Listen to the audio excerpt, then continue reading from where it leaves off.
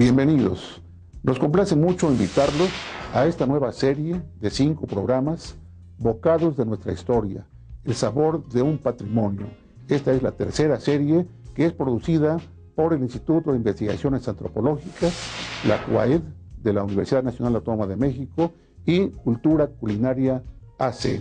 Se trata de 5 programas que evocan grandes temas sobre la alimentación y la cultura culinaria en México. El primero, Éntrale Matías, que de esto no hay todos los días. Se trata de las fondas y los puestos de comida en los mercados de México. El segundo programa, Quien hambre tiene, en pan piensa. Aquí se abordará la historia de la panadería en México. Tercer programa, Por el frío sendero de las nieves y los helados en México. Esta descripción lo dice todo, ¿no? Y el cuarto programa, Azúcar y canela hacen la vida buena, los dulces y las dulcerías tradicionales en México.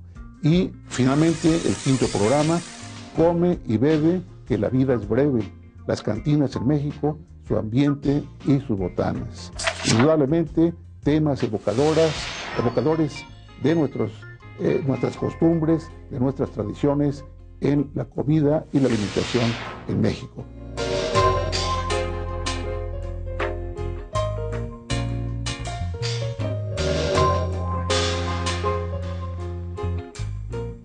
Bienvenidos amigos a esta tercera temporada Bocados de nuestra historia, en donde vamos a hablar sobre fondas y puestos de comida en México. Así que, éntrele Matías, que de esto no hay todos los días.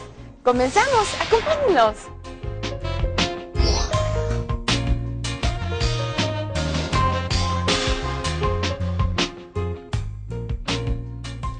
¿Qué tal? Muy buenos días. Bienvenidos a esta tercera temporada de la serie Bocados de nuestra historia, el sabor de un patrimonio. En esta ocasión es una serie de programas desarrollados, como bien lo comentaba el doctor Serrano en su presentación, gracias al esfuerzo del Instituto de Investigaciones Antropológicas de la UNAM y Cultura Culinaria Asociación Civil. Es importante, como bien haciendo referencia a la presentación que hizo el doctor Serrano, que esta serie de programas evoca un conjunto de temas muy variados, muy amplios, que van desde el tema de los mercados, el consumo dentro de los mercados, hasta el tema de aspectos tan interesantes e importantes de la cultura alimentaria en México, como el consumo de nieves, por ejemplo, el pan, el azúcar, etcétera, etcétera. En esta ocasión vamos a hablar en este primer programa sobre fondas y puestos de comida en los mercados de México. A propósito del dicho popular presentado también por Yapsi en la presentación inicial, éntrale Matías, que de esto no hay todos los días. Tenemos el gusto de contar en esta ocasión, como siempre, con 2 personalidades especialistas en el tema que vamos a abordar. Tengo el gusto, el agrado de presentar a mi izquierda, en primer lugar, a la doctora Ana Bella Pérez Castro, investigadora del Instituto de Investigaciones Antropológicas de la UNAM, coordinadora de la licenciatura en Desarrollo y Gestión Interculturales en las sedes del CEPSIS de Mérida, Yucatán, y la Facultad de Filosofía y Letras de la Universidad Nacional Autónoma de México. Bienvenida, Anabel. Muchísimas gracias, Paris. También contamos con la presencia de la bióloga Teodolina Balcázar Sol. Ella es coordinadora del área de difusión y educación del Jardín Botánico del Instituto de Biología de la Universidad Nacional Autónoma de México. Bienvenida, Teodolina. Muchas gracias, Paris. Bien, en esta ocasión, en el tema que nos ocupa, vamos a abordar varios temas sobre el asunto de los mercados, obviamente sobre el consumo en los mercados, principalmente estos como un reflejo de la biodiversidad natural en el territorio nacional, biodiversidad natural y biodiversidad cultural que forman parte de la tradición en México antiguo y contemporáneo. Vamos a hablar también de los mercados como centros de abastos desde la época prehispánica y hasta nuestros días. También hablaremos sobre quiénes eran los encargados de establecer y consolidar las rutas comerciales en el México antiguo. Hablaremos de una práctica muy interesante que es el trueque, que es una práctica prehispánica que en la actualidad se sigue llevando a cabo como parte de la lógica normal de intercambio alimentario en algunas poblaciones en el México contemporáneo. para llegar a una de las cosas más importantes que tienen que ver con el tema del consumo en los mercados, las guisanderas ayer y hoy. Y finalmente abordaremos el tema de las fondas ya como concepto mexicano propiamente dicho, con el tema de las comidas rápidas y los puestos de comida. Les recuerdo, estamos en un programa en vivo, nuestros teléfonos están abiertos, son el 5622-8718, 5622-8720, 5622-8728, y también tenemos un contacto por correo electrónico, que es mirador@coaed.unam.mx, y la dirección web que aparecerá en sus pantallas, http://coaed.unam.mx/mirador. Quisiera iniciar el desarrollo de este programa justamente con una pregunta para la bióloga Linda Balcázar sobre el tema de la biodiversidad. México es un país, evidentemente, se ha dicho en muchos lugares y lo conocemos, lo sabemos de sobra, con una biodiversidad natural enorme. Esto tiene un reflejo, evidentemente, en la vida cotidiana, en la historia y en la tradición de las poblaciones que habitamos en el México contemporáneo y antiguo. ¿Son los mercados reflejo de esta biodiversidad? Bueno, evidentemente sí. Los mercados de México, como bien comentabas, México es un país megadiverso, ubicado entre los primeros lugares de biodiversidad a nivel mundial, no solamente en cuanto a plantas, sino también en cuanto a animales, a muchas especies de anfibios, de reptiles, y que evidentemente se encuentran en los mercados.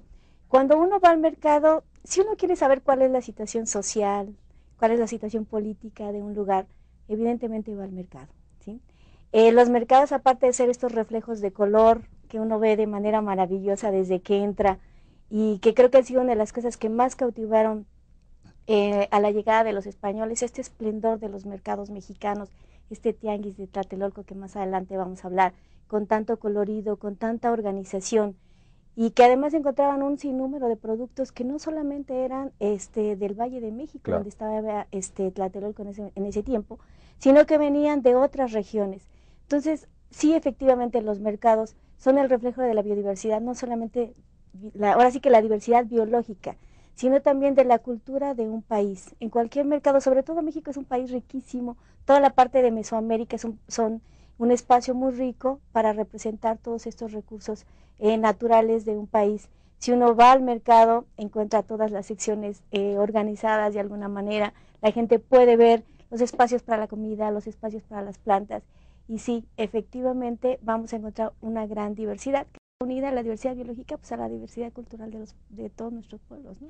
No es solo un tema digamos, visión estética, ¿no? Es decir, el mercado no es solamente un espacio de belleza estética y de variopinto características por la diversidad de cosas y gente que está dentro de él, sino la complejidad que implica la relación con el propio mercado, ¿no? Y esto nos da pie un poco justo a dirigir la pregunta para Ana Bella sobre las características de los mercados en la época prehispánica, conjuntando esta idea de la diversidad biológica y la diversidad cultural.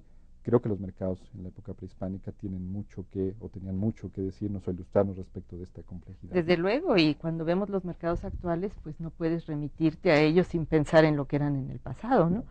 Por ejemplo, tenemos todas las descripciones, como mencionabas, de lo que es el mercado de Tlatelolco, y donde la primera característica era espacios abiertos, ¿sí? Entonces yo creo que esto es importante de hablar, que eran espacios abiertos, y donde alrededor había toda una serie de cuartos que servían como bodegas, precisamente para tener toda la cantidad de productos que llegaban al mercado, ¿no?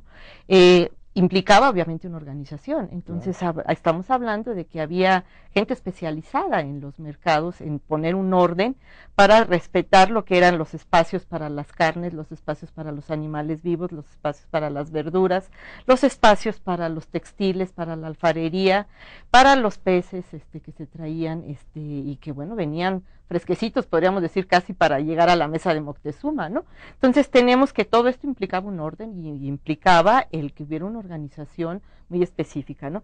Pero también implicaba incluso que había deidades específicas para el mercado, ¿no? Entonces Yacatecutli era uno de las deidades que los comerciantes tenían precisamente para ello, ¿no? Entonces estamos hablando de que había una gran complejidad, que el mercado no solamente te habla de esta diversidad de productos, sino también de la complejidad que implicaba el tener una organización específica para ello, personajes específicos. Había los guerreros postecas, que eran los que se organizaban o los que se encargaban de la organización del tianguis, y había también en este ámbito que era el mercado un espacio específico para los rituales. Entonces yo creo que esto también nos habla de la importancia y la complejidad del mercado, ¿no? Claro. Que no solamente era la venta y compra de productos, sino era un espacio donde se hacían rituales específicos. Recuerdo mucho cuando se habla Durán, que es uno de los que menciona, el que Iscuina, que para la época prehispánica era una de las deidades importantes en el área huasteca, que pasa al México Tenochtitlan como la diosa del algodón. Entonces ella tenía un espacio en el mercado. Decían, cuando Iscuina pisa el mercado, está haciendo referencia a una ceremonia que se hacía ritual ahí, en el cual la chica que iba a ser sacrificada, la mujer que iba a ser sacrificada, tenía que llegar al mercado con unas prendas que había tejido y estar ahí como una especie de espacio donde el ritual se iba a iniciar para después ser sacrificada, ¿no? Y también había, por ejemplo, las pintadoras de los rostros, ¿no? Las mujeres que pintaban los rostros de los danzantes y de los guerreros que iban a ir ya sea a un ritual a bailar o iban a ir a la guerra, ¿no? Entonces el mercado implicaba también una diversidad cultural. Claro, y vistos en principio como estos centros de abasto y consumo que serían como las puntas de lanza de la distribución de estos productos, la distribución de la complejidad cultural que se daba en la época prehispánica propiamente. Estaba yo pensando en la idea del tianguis, el tianguistli, más que en la idea del mercado, claro, que es más propiamente la figura, llamémosle prehispánica o mesoamericana, sobre todo el altiplano, ¿no? Que es la figura dominante del centro de abasto, que justamente contiene no solamente el tema del intercambio económico, sino la capacidad de interacción cultural que se daba en el tianguis como forma de interacción social, económica, política. Tú lo comentabas, es decir, la idea de que el tianguis o el mercado no es solamente un espacio de intercambio de productos, sino es convivencia y producción social al mismo tiempo, ¿no? Y esta figura creo que ha permanecido en mucho en los mercados modernos en la Ciudad de México y en el resto de la República, que no es el tema propiamente de tema, pero obviamente nos lleva a esta idea. Está relacionado. Pero es interesante porque a los mercados, según se describe, también se iba para buscar la mujer con la que se podían casar, ¿no? Ser un espacio de relaciones sociales o para oír los últimos chismes, las noticias que había. Y en los mercados actuales, exactamente. Ahora lo mismo. Y es donde a veces se entera más de las cosas que a veces viendo el noticiero. ¿Sí? Ahí circula, ¿no? Toda la información. Desde luego. Exactamente. Vamos a ver el testimonio de la señora Lucía Mejía Calderón, que es locataria y propietaria de la fonda La Cocina de Licha, que se encuentra localizada en el interior del mercado Medellín, en la Ciudad de México, y a propósito de ello regresamos para seguir comentando este tema. Adelante.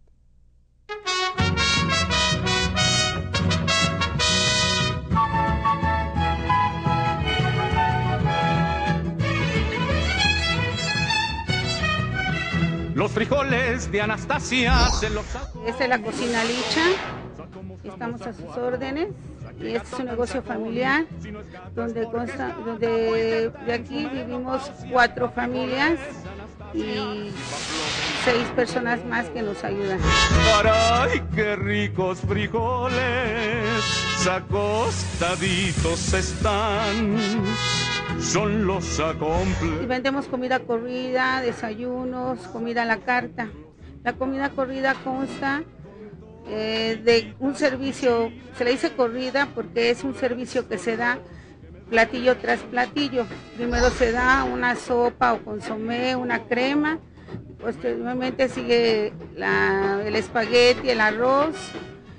De plato fuerte puede ser carne de puerco, carne de res, pollo, pescado, alguna verdura, y se le llama a la carta a los platillos que se venden sin las sopas, que venden al gusto del cliente, como es paella, romeros en su temporada, bacalao, chiles en nogada, milanesas más grandes u oreja de elefante que se le llama, pechugas empanizadas. Entonces tenemos variedad de platillos. Los acostumbro sin pan, con tortillitas y chiles. Tenemos licenciados, albañiles, doctores, y aquí pues tratamos de darles un servicio que quisiéramos fuera mejor, pero no se puede por la falta de espacio con el que contamos. Además de que como mercado pues es un servicio popular. Dentro de todo, como se puede ver, preparamos los alimentos con la mejor higiene posible, con el mejor esmero y el cuidado que se debe de hacer, porque consta mucho al preparar el estado de ánimo de la persona, el guiso que es lo que lleve, si lleva condimentos, si no lleva. Acostaditos están, son los acompletadores, los acostumbros. Aquí cada persona tenemos una función diferente. Unos preparan toda la verdura picada para caldos, guisados o cualquier otro guiso. Otros de ellos pelan y ponen a cocer las cosas como son frijol, tomate, jitomate o chiles, que son lo que ocupamos para elaborar los guisos. Otra persona se dedica, se le llama la parrilla caliente, a sacar huevos, milanesa, tacos, todo lo frito. Otra persona se dedica a rellenar y capear las tortas de verdura que expendemos. Otra se dedica a los chiles rellenos. Otra persona se dedica a tener limpia la loza. Otra persona se dedica a lavar el cochambre, que son las cacerolas, todo lo que sale. Vemos aquí 3 meseros. Ellos se dedican pues a la atención al público. Para elaborar los alimentos, pues es una servidora apoyada por mi hermano, porque ya lo había dicho, es un negocio familiar. Son los que me den, si hay pulquito pa'l chilito, meto un buen el terraplén. Las comidas corridas hay de varios precios, desde 30, 32, 35, 38, dependiendo del guisado. Hay comida, la más cara en comida corrida es de 60 pesos, porque la comida más cara de 60 pesos pues lleva milanesa, lleva pechuga, lleva pescado, lleva tacos, que es un poquito más lo que se invierte. Ocupamos por lo regular los productos de temporada, que son cuando hay chiles en nogada ocupamos la nuez, la granada, ¿sí? Que es con lo que se elabora. La paella, pues en la temporada de vigilia, pues ocupamos todo lo que sea de verdura, guauzontles, nopales, quelites, papas, charales, camarón, y tratamos de dar una variedad. La comida prácticamente de los mercados es casera. Son guisados sencillos, pero todos tienen un diferente toque. Hay unos que llevan algunas especies, hay otros que llevan para aderezar alguna hierba de olor, algunas hierbas secas o hierbas frescas. Ya está hecho requesón, tú les pones el culantro, me das luego tu opinión. Caray, qué ricos. Las aguas no las vendemos dentro de la comida, porque como mercado están separadas las comidas de las aguas. Aquí lo típico del mercado es que al pedir su agua no le damos como en las comidas corridas de otros lugares el agua que nosotros queremos, sino aquí como se paga aparte, la gente tiene opción a pedir agua de alfalfa, agua de zapote, agua de mango, de guanábana, de frambuesa. O sea, también ocupamos pues alguna fruta exótica como el carambolo, el kiwi, el noni, la cereza, ¿sí? La tuna en su temporada. Pues no, que estaban de vigilia, no le hace, me espero.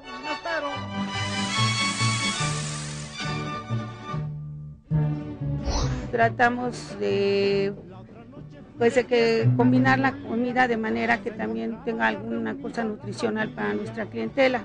Hay personas que están a dieta y a ellas se les prepara pues alguna verdura al vapor, carne asada, pescado, filete. En momentos a veces que las personas nos piden alguna ensalada, si no la hay en el menú, en la comida corrida, nosotros se las preparamos porque tenemos la facilidad de que como es un mercado, podemos adquirir todas las cosas necesarias. En este mercado tenemos servicio a domicilio, tenemos carne de la primera calidad. Aquí pueden encontrar completamente de todo lo que ustedes gusten. ¿Sí? Estamos a sus órdenes, yo soy Lucía Mejía Calderón, estoy a sus órdenes en Cocina Licha, aquí en el Mercado 20 Melchor Ocampo, o más conocido por Medellín. Está entrando por la calle de Coahuila, estoy a sus órdenes y espero contar con su presencia. Gracias. ¿Qué les ofrezco? Crema de calabaza, sopa de pasta, consomé de pollo, de res, codito, espagueti. De guisados tenemos enchiladas verdes, de mole, milanesas, chiles rellenos, pechuga empanizada,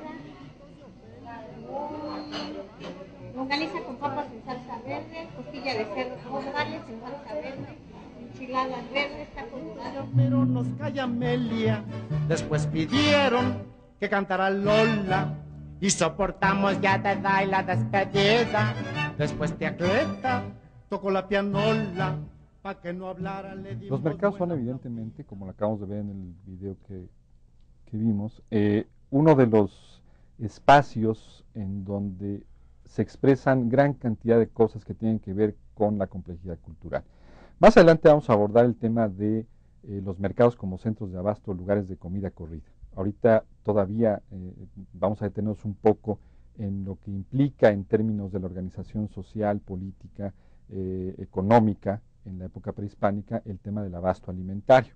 Ya este video nos sugiere cosas que más adelantito vamos a volver a abordar, pero Ana Bella, ¿quiénes legislaban y estaban a cargo del abasto y las rutas comerciales en el México antiguo? ¿Cómo se daba esta dinámica? Bueno, había por principio en los mercados toda una organización, ¿no? Hablábamos de Tlatelolco, que tenía 3 gobernantes que se encargaban de toda la organización del mercado. Estaban, lo que mencionaba anteriormente, los Posteca guerreros, que eran los que también ponían orden en el mercado. Tenían sus propias leyes jurídicas y comerciales, y hasta había tribunales específicos para dirimir cualquier problema que se diera en relación al mercado, ¿no? Pero también tenemos, obviamente, que uno de los papeles fundamentales lo jugaron los postecas, ¿no? Los postecas como parte de la clase alta, podríamos decir, que eran los que organizaban todo lo que era el intercambio en las rutas comerciales, y que incluso se llegaba a decir que eran los que servían a veces hasta como espías, ¿no? Porque iban a otras regiones para ver cuáles eran las riquezas de otros espacios, de otros lugares en el México prehispánico, ¿no? Entonces, incluso más allá del México prehispánico, porque había rutas comerciales que llegaban hasta América Central, incluso hasta América Central y América del Sur, ¿no? Entonces, todo esto estaba controlado obviamente por los postecas, ¿no? Que vuelvo a repetir, eran parte de una organización comercial muy importante y que tenían dentro de la estructura social papel relevante. Papeles relevantes siempre, ¿verdad? Antes de llegar a los europeos, Linda, ¿cómo era el problema, cómo se manejaba el tema de la transportación de productos que llegaba a estos mercados? Ya vimos por un lado la complejidad social, cultural que implica el abasto alimentario, pero también esta complejidad en términos de la transportación de los productos. ¿Cómo se da? Bueno, es una cosa muy interesante, retomando un poco lo que dice Ana Bella, de cuáles eran estas rutas de abasto por las que tenían que transitar los pochtecas recogiendo, colectando estos productos. Y así como habían desde el rey hasta los macehuales, que eran la casta, la clase más baja dentro de la organización mexica, en este grupo de los macehuales es donde nosotros vamos a poder encontrar a aquellas personas que, así como los que se dedicaban a legislar el mercado, a buscar nuevos productos, eran los que se encargaban de cargar, porque en esos momentos pues no habían bestias de carga todavía, porque pues, todavía no llegaban los españoles. Entonces quienes cargaban todos estos alimentos, todos estos productos, pues eran también un grupo de indígenas de la clase más baja de los macehuales, que eran los tamemes. Estos indígenas realmente tienen un papel importantísimo porque eran capacitados desde que eran niños, ¿sí? desde que eran niños empezaban a entrar al oficio del tameme y tenían que entrar a esta capacitación donde cargaban cerca de 21 a 25 hasta 35 kilos y caminaban horas, o sea, realmente transitaban de 12 a 15 horas diarias para poder acarrear toda la mercancía por las rutas de abasto.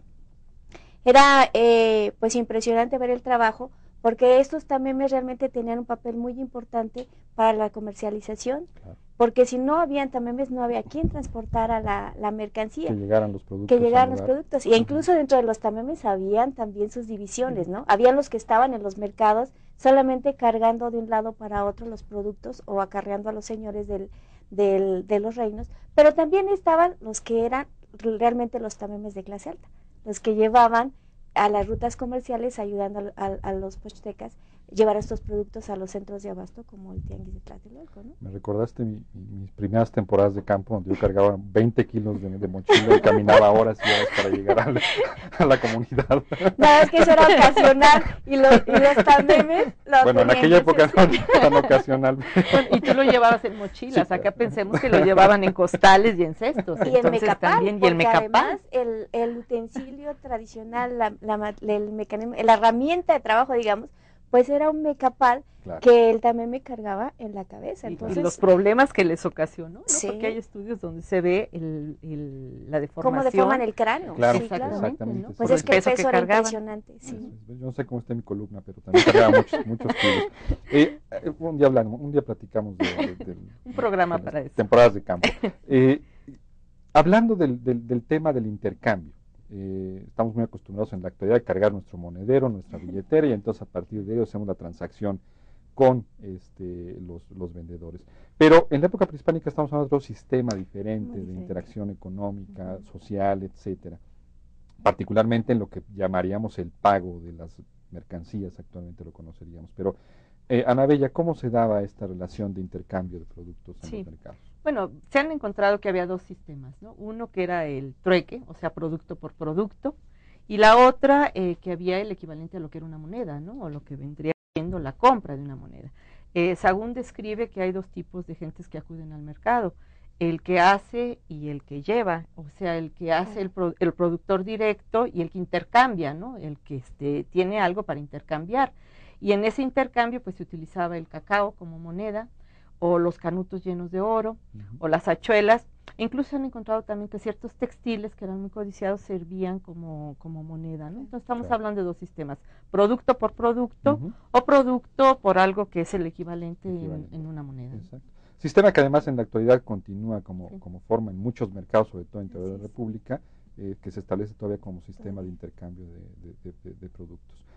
Queremos agradecerles que continúen con nosotros. Vamos a ir a una pausa y regresando tenemos algunos obsequios. Por favor, permanezcan con nosotros.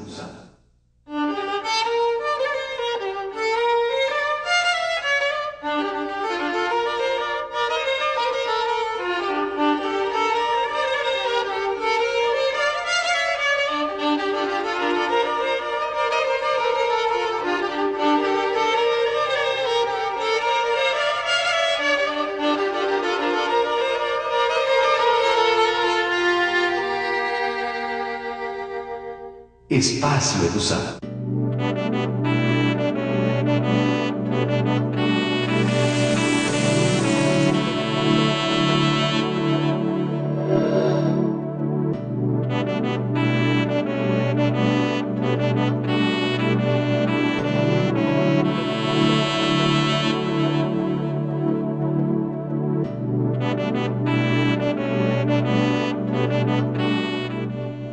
Qué bueno que continúan con nosotros.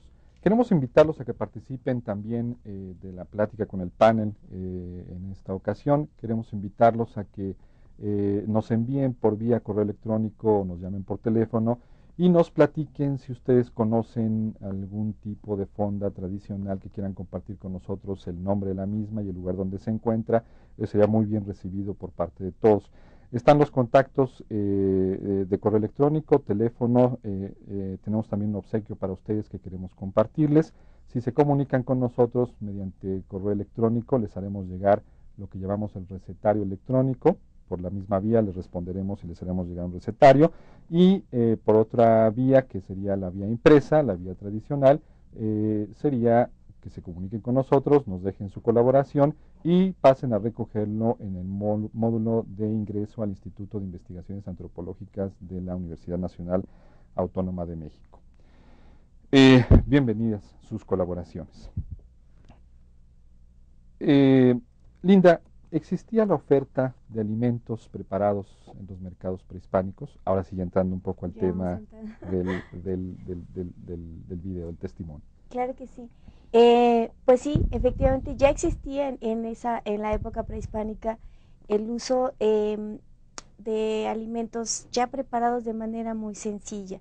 Principalmente en la época prehispánica no había tanto sistema de guiso, digamos, tantas técnicas para guisar, y lo que más se utilizaba eran los hervidos o los asados o al vapor. Entonces, dentro de esta gran gama, pues encontramos, debido a la gran diversidad de productos que se pueden encontrar en el mercado, y como decía Ana Bella hace rato, por un lado llegaban los pescados frescos, pero por otro lado también ya venían de alguna manera salados o asados, secos. Muchas de las carnes ya venían secas, listas para asar, pero ya también teníamos algunos de los productos que se lavan, sobre todo mucho con uno de los elementos importantísimos para la comida mexicana, que fue el maíz. Claro. Entonces aquí ya teníamos los atoles, ¿sí? Los atoles preparados. Teníamos los tamales, una gran diversidad de tamales, las salsas, que para México son parte de su identidad importantísima. Se vendían, por ejemplo, algunas tortillas con chili, que ya en los mercados, o con algunos guisos. Con estas carnes ya estaban los antecedentes, bueno, ya se usaba aquí el guiso, la elaboración de la barbacoa como tal.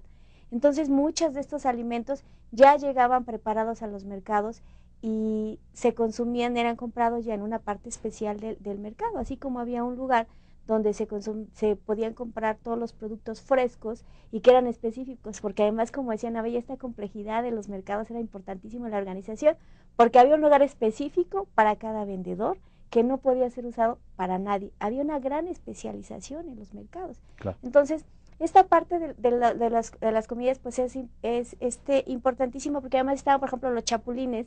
Muchos insectos comestibles llegaban a los mercados pues ya semi preparados, tostados en los comales de barro, que era uno de las herramientas importantísimas de las cocinas prehispánicas. Entonces sí, podemos decir que ya desde la época prehispánica existía el antecedente, lo que vamos a ir viendo más adelante, que son las fondas, ¿no? Ahora, tú dices algo muy importante, no solamente el alimento preparado como tal, sino el alimento, digamos, preconservado, conservado, donde el tema de la conservación también es una forma de preparación del alimento, y que en esa época, bueno, en todas las épocas, pero digamos, tiene un sentido muy interesante, porque refiere a técnicas que existen desde hace muchos años en este lugar y en todos, que tienen que ver con cómo se conserva el alimento, técnicas de conservación del alimento, el salado, el secado, el ahumado, etcétera, que son también formas de preparación de los alimentos, ¿no? Que no necesariamente es para consumo inmediato, pero que sí juega un papel muy importante en la lógica de entender la complejidad alimentaria en términos de invención de técnicas o desarrollo de técnicas para la conservación de los mismos, ¿no? Claro. ¿Qué fuentes, Ana Bella, hacen referencia a estas prácticas?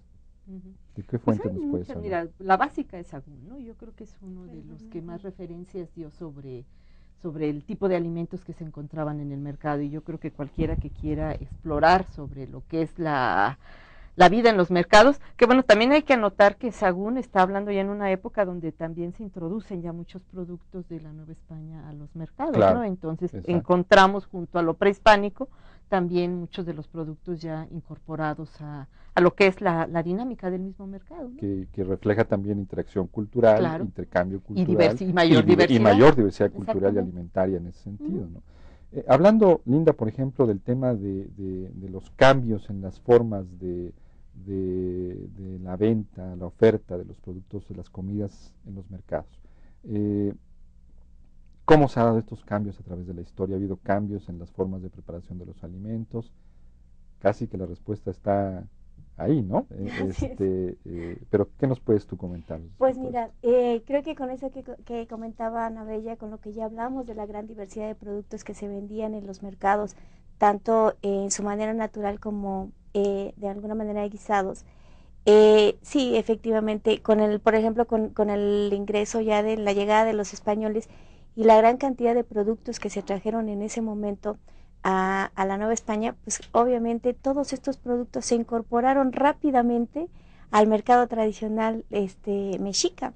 Entonces, efectivamente, muchos de los productos entraron, bueno, en ese momento, cuántas especies animales y vegetales habían. Aquí tenemos una gran diversidad por ejemplo, de quelites, de calabazas, de hoja santa, de muchas plantas como condimento. Pero, por ejemplo, lo que hablábamos hace rato, no habían bestias de carga, no habían caballos, no habían vacas, no había.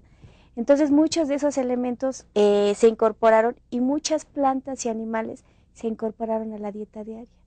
Y así como los españoles de alguna manera adoptaron la comida de los mexicas, también nosotros integramos a nuestra alimentación esos productos de alguna manera, enriqueciendo ya la dieta que en ese momento existía. De hecho, no solo cambian, no solo se integran nuevos productos, sino se integran y se generan nuevas prácticas, nuevas formas de entender el tema alimentario en los mercados a partir de esto, ¿no? Sí, por ejemplo, mencionabas antes, Linda, lo que era el hervir, el hacer la barbacoa bajo tierra, exacto, ¿no?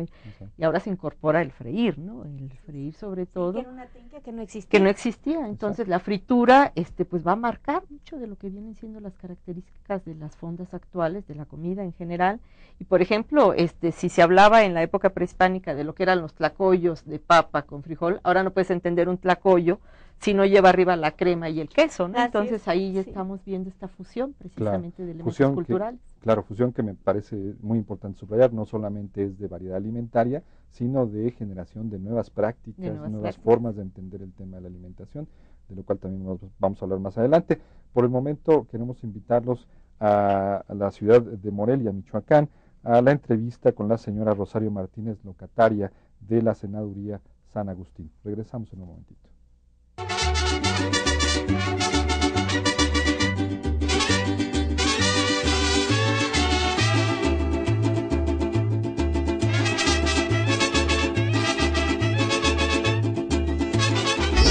Hola, ¿qué tal?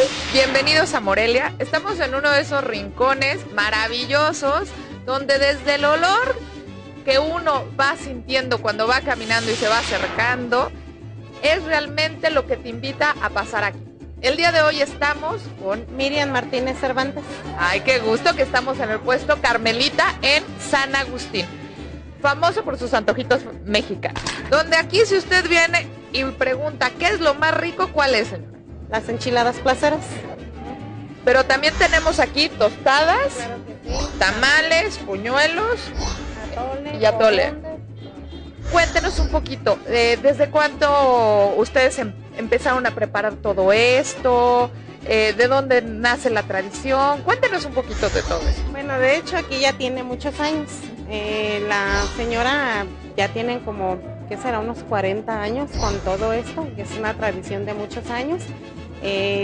Pues aquí ellas empezaron con esto, antes estaban ellas aquí en la Cerrada de San Agustín, ya luego aquí en la Cerrada de San Agustín, ya luego las pasaron para acá. Oiga, y cuéntelo de las enchiladas, ¿cómo son?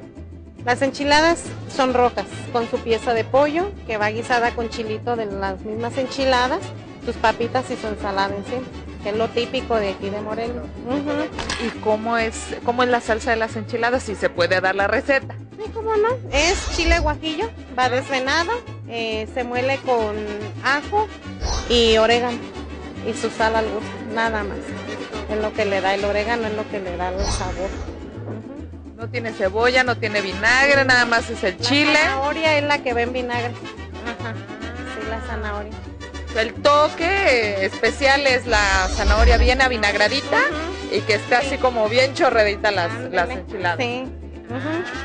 Oye, ¿y la tostada? Cuéntenos. Las tostadas, aquí las preparamos de carne deshebrada, de picadillo, de pollo. Como usted mismo ve, casi lleva la misma ensalada que las enchiladas. ¿Y los tamales de qué son? Los tamales los tenemos de chile verde, chile rojo y de dulce. ¿Y qué tiene especial aquí en Morelia los buñuelos? ¿Cómo es el jarabe? El jarabe es nada más el puro piloncillo, con disuelto, con tantita canela, nada más. ¿Y quién le enseñó a usted a preparar todo? Pues yo me enseñé aquí, cuando llegué aquí. Ajá, aquí me enseñé poco a poco y ahorita sé hacer de todo. Oiga, pues muy buena suegra, le enseñó a cocinar, le enseñó el negocio y todo esto. Sí, de hecho, mire, ahorita no están, yo estoy ahorita a cargo, ¿por qué? Porque yo ya sé todo eso. ¿Y la receta siempre ha sido la misma o ha tenido variantes? No, siempre ha sido la misma desde que yo estoy aquí, siempre ha sido la misma. Oiga, ¿y los ingredientes dónde los compra? ¿En un mercado aquí cercano? ¿En cuál? ¿Cómo le hacen?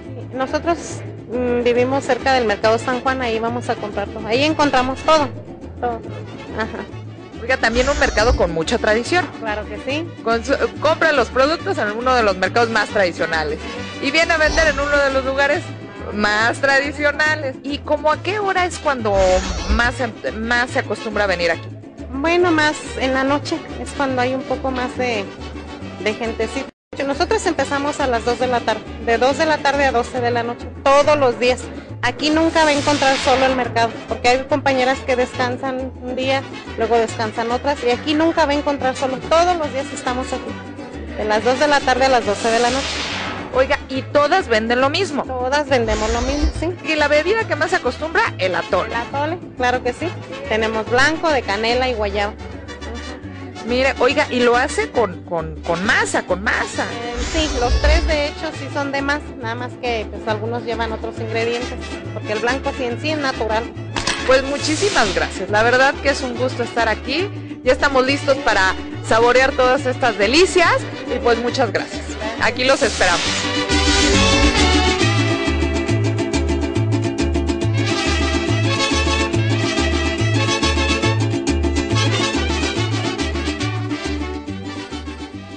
Continuamos con el programa. Queremos reiterar la invitación a que participen con nosotros en dos ámbitos. Primero con sus preguntas, sus comentarios y en segundo lugar con la invitación que habíamos hecho ya hace un momento de que nos compartan con nosotros el nombre y lugar de alguna fonda que a ustedes les sea particularmente interesante, rico y que nos cuenten cómo se llama, dónde está, también para poder eventualmente asistir en algún momento determinado. Ya Linda nos está dando por aquí una muy buena pista, pero no está muy cerquita de nosotros. Finalmente, de toda la República Mexicana, por favor, envíenos ese dato, participen con nosotros, por favor. Veíamos en el video anterior un tema que ya nos pone propiamente dicho ya en la recta final del tema, que es propiamente el tema de la comida en los mercados, las fondas, etcétera. Vimos en este video algo a lo que ya hemos llegado. El tema de la comida en los mercados en la actualidad es un tema de una interacción cultural, de una historia larga, de una conjunción de aspectos de la cultura en el ámbito alimentario, simbólico, económico, sociológico, etcétera, que se ve reflejado de alguna manera en los mercados en la actualidad. Y en los mercados actuales, en el México contemporáneo, hay un concepto que es, digamos, particularmente interesante, el tema de las comidas rápidas. Un concepto que comidas corridas, que es un concepto que es muy propio, pues, de la forma de entender el tema de la alimentación en las fondas y en los mercados en la actualidad. ¿Cuándo surge este concepto, Linda? ¿Tú qué nos podías decir sobre la idea de la comida corrida? Bueno, pues mira, es muy interesante todo el concepto de la comida corrida en México, porque bueno, ahora que estuvimos viendo pues me dediqué, yo no sabía, tuve que investigar esta parte, pero me pareció muy importante, porque las comidas corridas pues prácticamente se consumen en estos lugares, en estos pequeños restaurantes que son conocidos como fondas o cocinas económicas, ¿no? Y básicamente decía, bueno, ¿por qué comida corrida? Hay desde este concepto que te dicen, pues porque te la comes y sales corriendo antes de pagar la cuenta, o este otro concepto que dice, pues porque te sirven un plato atrás de otro y vas comiendo con prisa, ¿no?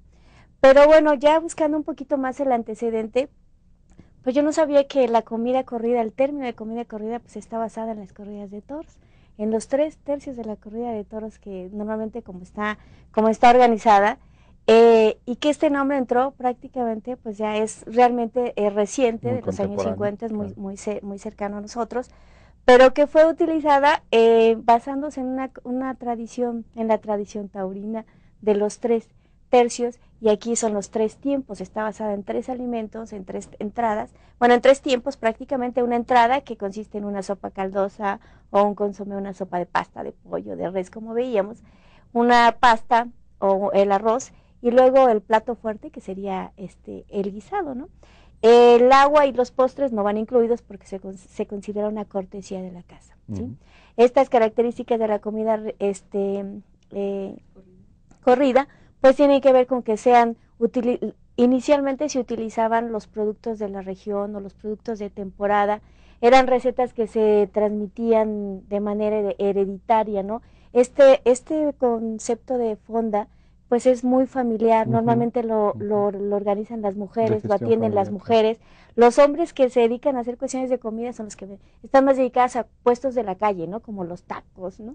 Pero las mujeres son normalmente las que atienden estas fondas y las que van pasando sus recetas. Entonces es muy importante porque la comida corrida, en su concepto inicial, era una comida realmente elaborada, claro. O sea, no es una comida sencilla de preparar, ahora se ha ido modificando y ya tenemos pues los empanizados y este tipo de cosas, pero inicialmente eran las comidas típicas las que se vendían en las cocinas económicas o en las fondas, claro. Y que realmente conservaban la tradición de México, ¿no?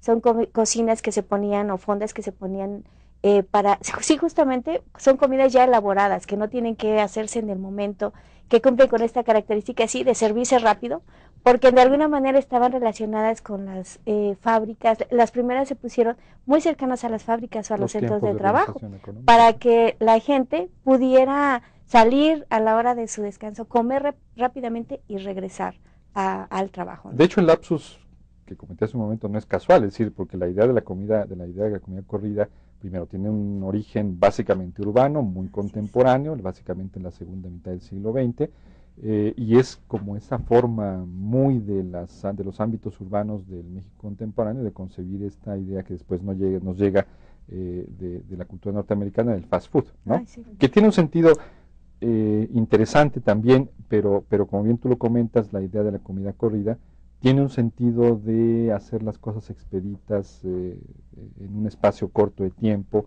al contrario de lo que veríamos en la lógica de la tradición, digamos, alimentaria del México histórico, en donde la idea de la comida es algo muy complejo, muy elaborado, muy de mucha ceremonia, y la comida corrida, aunque mantiene estos elementos, me parece, finalmente creo que también es un espacio que es como la versión, ¿no? Mexicana urbana del tema de la comida rápida, ¿no? ¿Tú qué opinas, Ana? Sí, yo creo que incluso cuando tú vas a alguna de las fondas, finalmente a veces lo prefieres porque de alguna manera conserva ese sabor casero, ¿no? Entonces yo creo que la comida corrida tiene esa característica, el conservar también el sazón de alguna manera o la preparación que tú identificas más contigo, ¿no? Más con tu tradición, y que es la comida casera. Entonces yo creo que sí, fue algo que cumplía con estos dos requisitos, una comida muy rápida, pero que mantenía cierto sabor y también económico, ¿no? Yo creo que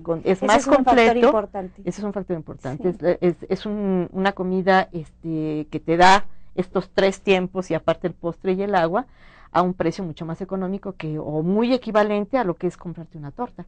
Y en un espacio que emula mucho la idea de lo doméstico, ¿no? La idea de la familia. Más acogedor, más acogedor. Llenas el estómago y el corazón. Exactamente. Cosas, ¿no? Satisfaces 2 necesidades, ¿no? Claro, claro. Pero finalmente se diferencia del tema del fast food en la medida en la que creo que está muy presente la idea de lo doméstico, ¿no? Como decíamos hace un momento. Y es una dieta equilibrada. Es una dieta equilibrada. En el caso de las comidas corridas está equilibrado, el menú está pensado bien en satisfacer varias necesidades energéticas del y en cuerpo. tocar muchas fibras de lo familiar y lo emocional otra vez, ¿no? Es decir, la idea de la sopa caldosa o la sopa seca. Que son apapachos. Y el guisadito. A mí nunca me gustó la sopa caldosa. De chico no, pero de grande la revolera. No, ni de chico ni de grande. Pero finalmente retomando y recuperando todo este sentido de lo familiar, de lo doméstico, del núcleo, ¿no? Que siempre está presente en la idea de la construcción como diría por ahí Michel Desertot, la construcción de lo cotidiano en el ámbito alimentario. En el ámbito alimentario, ¿no? Que es una forma muy interesante de entender el tema de la reproducción social a partir del consumo en las fondas, en los centros de abastos y en los mercados, que siempre mantienen esta reproducción, me parece, de lo doméstico y lo familiar, ¿no? Tenemos todavía tiempo para generar un conjunto de conclusiones que yo les pediría si fueran tan amables de brindarnos. Empezamos contigo, Linda, una conclusión que pudieras tú presentarnos. Muchas gracias. Bueno, pues una es que creo que como comentamos desde el principio, los mercados, México es un país realmente con mucha diversidad biológica y cultural. Los mercados, que ha sido el tema que nos ha llevado la mayor parte del programa, y los alimentos preparados son prácticamente el reflejo de esta gran diversidad biológica y cultural, ¿no? Y de alguna manera creo que es una parte importantísima que nosotros como mexicanos sigamos degustando nuestros platillos, que era lo que comentábamos con Ana Bella hace un momento. Vamos a cualquier lugar, pidamos el platillo típico de la región, pidamos que nos expliquen cuáles son los ingredientes que se utilizan y rescatemos toda esta parte de nuestra cultura, de nuestra riqueza alimentaria que comentábamos ahorita. En este cambio social, político que sufre, económico, porque a veces hasta con el hecho de esta globalización que estamos viviendo todos, pues pareciera increíble, pero también afecta este tipo de riqueza cultural y biológica. Yo les pediría a todos los televidentes, a todos los que nos están viendo y nos han acompañado en este programa, que no pierdan esta inquietud de seguir conservando. Este es el Año Internacional de la Biodiversidad, no sé si sabían, y es un año importante para la conservación de los recursos biológicos en todo el mundo. Hay un llamado a nivel mundial para que todos participemos en este rescate, y yo creo que de la mano va nuestra riqueza cultural, claro. No podemos dejarla. México, con tantos grupos étnicos, con tanta riqueza, con tanto que hemos generado a lo largo de nuestra historia, tenemos mucho todavía que hacer en este campo, y pues qué mayor placer que hacerlo a través de la comida, ¿no? Creo que ahí podría ser una de las cosas muy importantes, no solamente para nosotros, sino para las futuras generaciones. Estamos comiendo diversidad, ¿no? Así es. Sí, bueno, yo nada más terminaría por considerar que la comida también es parte de nuestro patrimonio, ¿no? Es una riqueza muy importante y que tenemos que valorarla. Y no solamente valorarla, sino abrirnos a todos estos sabores que hay en nuestro México, que si uno va a Yucatán, si uno va a Oaxaca, a la Huasteca, te encuentras con platillos realmente que son una delicia, que a veces el aspecto puede no ser muy agradable, pero cuando uno lo prueba, realmente valoras todos los sentidos, como se te exacerban en un momento dado con estas sensaciones de sabor, ¿no? Donde es el olor, el sabor, y realmente son comidas elaboradas con productos que a veces si los lleváramos acá, si los consumiéramos más, tendríamos hasta cambios de dieta, ¿no? Tendríamos que muchos de los problemas que actualmente afectan a la población, que es de gordura, con estos alimentos, volver a prácticas muy tradicionales, nos llevaría a disminuir mucho los problemas que vivimos actualmente, ¿no? Entonces sí quiero terminar pues por considerar que valoremos este patrimonio tan importante que tenemos. Claro, es patrimonio en el sentido como amplio de la palabra, retomando tu idea, Ana, me voy a permitir hacerlo, en el sentido de que habla, lo hemos visto, hablar de mercados, hablar de consumo alimentario en los mercados, habla de la tradición en términos de permanencia, de historia, de lo pasado y lo que está, del presente, pero también es testimonio de cambio. Porque yo creo que la figura del alimento cotidiano en el mercado habla de ciertas permanencias, pero también habla de cambios. Ustedes lo comentaron muy bien en sus intervenciones, ¿no? Por ejemplo, a los españoles el tema de la diversidad de productos es algo que empieza a marcar mucho la relación con la gente y el consumo de sus alimentos, ¿no? Y en la actualidad no se diga, es decir, en pleno siglo XXI atravesado por un montón de técnicas, de elementos, de alimentos, de productos que están innovando constantemente y se integran, a querer o no, en la lógica del consumo en fondas y estanquillos de comida en los mercados, ¿no? Sí, yo quiero comentar esto. Obviamente siempre estamos hablando que la cultura es dinámica, ¿no? Claro. Y la comida es parte de esta cultura que tenemos, ¿no? Y la cultura, al ser dinámica, obviamente incorpora sin conflicto, porque muchas veces se hablaba del choque cultural. Yo creo que una de los mayores eventos donde vemos que no hay tal es precisamente en la comida, ¿no? Donde todo se integra, todo se combina y todo se saborea. Exacto. Muy bien, pues vamos a darles, voy a dar los nombres de los ganadores del recetario muy brevemente. La señora Reyes Solvera, la señora Patricia Molina Sánchez y el señor Jesús Morales Meraz se hicieron acreedores al recetario en sus diversas configuraciones, y no nos queda mucho más que agradecer la presencia y la paciencia que nos han tenido. Esperamos haya sido de su agrado este primer programa de la tercera temporada de la serie Bocados de nuestra historia, el sabor de la tradición, y los invitamos para la próxima semana con el tema Panes mexicanos cotidianos y festivos en México. Recuerde que el que hambre tiene, etcétera, etcétera. Les agradecemos mucho su presencia. Muchas gracias. Gracias, Paris. Gracias, Paris.